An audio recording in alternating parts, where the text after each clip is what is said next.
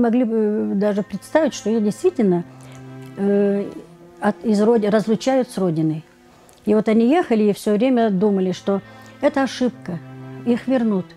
И даже когда они жили на Урале, у многих еще там какие-то, если вещи были, узлы, они их даже не... Вот сейчас нас обратно повезут.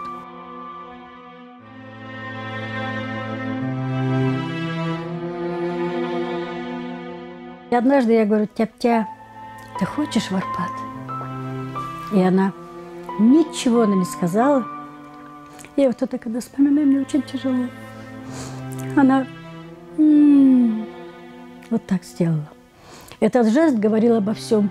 Это столько было в ней вот тоски по родине. Ей так хотелось, ей так мечталось вернуться на свою землю.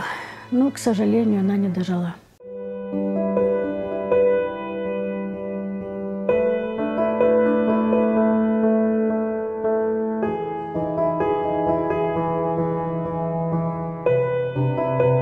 Постоянно мы говорили, мне документы привозили, мы людей собирали, знакомили, что идет движение за возвращение на родину.